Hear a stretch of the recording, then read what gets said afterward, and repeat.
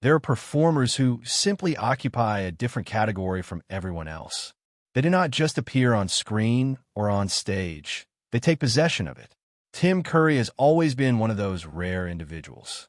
Whether he was commanding a Broadway audience with a single glance, making an entire generation of children afraid of storm drains, or stealing every scene he was ever placed in through sheer force of presence and talent, Curry has spent more than 5 decades proving that greatness in performance is not about the size of the role.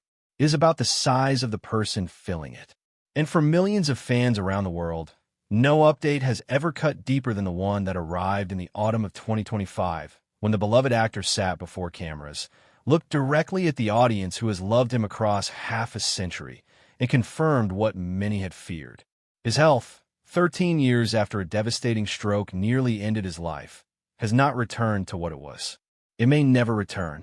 And yet, even in the shadow of that heartbreaking truth, the man himself remains defiant, dignified, and unmistakably Tim Curry. To understand what was lost and what has miraculously survived, you have to go back to where it all began. Timothy James Curry was born on April 19, 1946, in Cheshire, England, into a family defined by movement and change. His father, James Curry, served as a Royal Navy chaplain, and the family followed his postings across the world, from South Africa to Hong Kong to Plymouth, never staying anywhere long enough to put down roots. It was a childhood built on impermanence, on learning how to walk into a new room and find your footing before anyone noticed you were lost.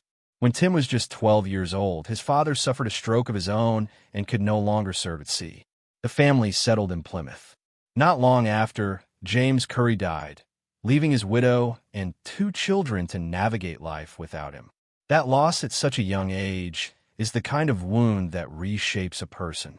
From those early beginnings as a military brat, through formative years in boarding school and university, Curry's path toward the stage was shaped by everything he had lived through before he ever stood in front of an audience. He earned a scholarship to Kingswood School in Bath, where he sang in the choir and discovered what acting could give him, a place where being seen was not just permitted but demanded. From there, he went to the University of Birmingham, where he studied drama and English, graduating in 1968 with a degree that set the direction for everything that followed. His first paid gig came in the 1969 London production of Hair. He was not yet a union member and had no professional experience to speak of, but he talked his way onto the stage anyway, and the people who hired him were so impressed they sponsored his union membership themselves. It was a gamble that defined the spirit with which he would approach nearly everything that came after. 5 years after Hair, a writer and actor named Richard O'Brien crafted a strange, campy, low-budget musical about a mad scientist from another world. The role of Dr. Frankenfurter, the self-proclaimed sweet transvestite from transsexual Transylvania, was unlike anything the entertainment world had seen. It required someone with the vocal range to sell rock and roll, the theatrical training to play genuine menace, and the personal charisma to make an audience follow a character who defied every known category. Tim Curry was that person. He first played the character on stage in 1973 before reprising the role in the 1975 movie. When the film was released, it was not the sensation anyone hoped for. In a rare interview with CBS Sunday Morning, Curry admitted the movie's early struggles left him crushed. It died a death. It was a failure, and I was crushed. I thought that it might well be the end of my movie career. But I was tougher than that, Curry said. That toughness was not something he had to manufacture. It had been built into him by years of upheaval and loss. And the film, as history records, did not disappear. It found its audience at midnight screenings across America and then the world, slowly transforming from a box office disappointment into one of the most beloved cult phenomena in the history of cinema. Curry says what made the role unique was its power. He gave a lot of teenagers permission to be different, and I'm very happy that he did have that power. His mother, the woman who had raised him through poverty and loss, and who had always worried that being noticed would lead to trouble, was not exactly celebrating alongside everyone else. Curry reflected on her reaction, saying she didn't make much of it, and that she was scared of it. She had told him later, I thought your head was going to grow too big." She would have preferred him to operate under the radar. Curry's response to that, delivered with his trademark wit, was that he never managed to operate under any radar at all. He never did, and he never tried. What followed Rocky Horror was a career that defied easy summary. From his iconic depiction as the sadistic clown Pennywise in it to his critically acclaimed role as the original King Arthur in both the Broadway and West End versions of Spamalot, Curry redefined what it meant to be a character actor, portraying heroes and villains alike with complexity, nuance, and a genuine understanding of human darkness.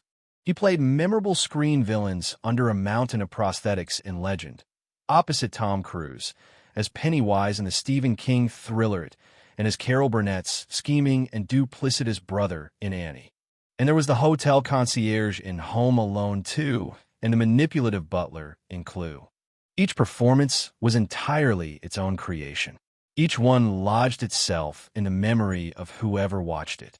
There was never any risk of forgetting a scene that Tim Curry was in, because forgetting was simply not an option he gave you. He earned Tony Award nominations for his stage work in Spamalot, as well as in My Favorite Year and Annie, Get Your Gun. He released 3 solo albums, none of which found the commercial audience they deserved, though critics consistently recognized the remarkable range of a voice that could move between tenderness and menace within a single phrase. He worked constantly and across every medium, on Broadway and in West End productions, in Hollywood films, in television, in animation, and in video games. His voice alone could fill a room, and for years, it did exactly that. Through all of it, he kept his private life fiercely guarded. He gave interviews about his craft and his characters, but almost never about himself. Those who knew him personally described a man of deep warmth, sharp intelligence, and an instinct for genuine connection. But those qualities were kept largely off the record, shared only with people he trusted. The public knew his characters. The man behind them was his own. On July 14, 2012, Tim Curry was at his home in Los Angeles, in the middle of what should have been an unremarkable afternoon. He was having a massage at the time. I was having a massage at the time, and I didn't even actually notice anything, but the guy who was doing the massage said, "I'm worried about you. I want to call an ambulance," he said. As detailed in his memoir Vagabond, Curry stated, "I probably owe my life to the fact that he ignored me, went with his instinct, and called an ambulance. Even as they were loading me in, I still thought my masseur had overreacted and that we were going through a ridiculous and unnecessary exercise." He had not overreacted. Curry had suffered a major ischemic stroke, a blockage cutting off the blood supply to his brain.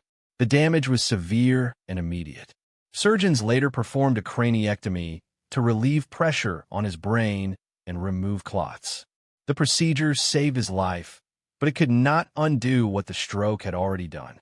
When Curry woke from surgery, the world he had known for 66 years had fundamentally changed. He could not walk.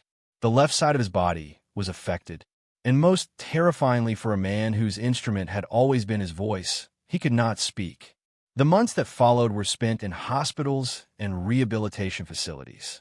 He had to relearn functions that most people never consciously consider: how to hold objects, how to stand, how to form words with a mouth and a tongue, and a set of vocal cords that no longer cooperated the way they once had. Though his mobility remains limited, Curry said he feels grateful for what he has regained, particularly his speech. "After several weeks of limited speech, which were hell for me, I made a full vocal recovery," he wrote. That recovery, partial in body, more complete in voice, became the foundation on which he rebuilt his life. He could not return to the stage. He could not take physically demanding film roles. But his voice, the instrument that had defined him for 50 years, was still there. Change, yes. Slower and requiring more effort, but still unmistakably, irreducibly his. And so he worked with what remained. In the years following his stroke, Curry transitioned almost entirely to voice acting. He worked since his stroke, doing voices for various projects. His last on-screen credit was in the 2024 movie Stream. That 2024 return marked a milestone. His first feature film appearance in roughly 14 years, welcomed by fans and former colleagues as proof that, Whatever the stroke had taken, it had not taken his desire to keep working and creating. Though Curry is partially paralyzed and wheelchair-bound, he delivered a mesmerizing performance narrating his own memoir's audiobook that is a true inspiration for all stroke survivors. Those who have listened describe the experience of hearing that voice again. Slower, yes, but still layered with intelligence and warmth and wit, as something deeply moving. The voice that once made entire theaters fall silent has not surrendered. It has simply learned to do what it does at a different pace. His public appearances became increasingly rare, and when they occurred, they were always carefully managed. At conventions and special events, Curry arrived in his wheelchair, surrounded by friends and caregivers, and he was invariably greeted with standing ovations that went on and on until he was visibly moved. These moments became something more than celebrity appearances. They became reunions between a man and the millions of people whose lives his work had touched across 5 decades. In September 2025, the world gathered to mark 50 years since the release of the Rocky Horror Picture Show, and Tim Curry was there. During a 50th anniversary celebration of the Rocky Horror Picture Show on September 26th, the 79-year-old actor, who has been a wheelchair user since he suffered the stroke, gave fans a rare insight into his life now. "I still can't walk, which is why I'm in this silly chair, and that's very limiting," Curry told the crowd at a special screening in honor of the cult classics anniversary at LA's Academy Museum. "So I won't be singing and I won't be dancing very soon. I still have real problems with my left leg." The words landed in that room with a weight that no audience expected. Here was the man who had once inhabited the stage with such total physical command, the man whose every movement had been deliberate and electric, telling a crowd of devoted fans that 13 years after his stroke, he still cannot walk. The limitations, he made clear, were permanent features of his life now, not temporary obstacles on the road back to what he once was. And yet, the way he said it, with wry humor, with directness, without a trace of self-pity,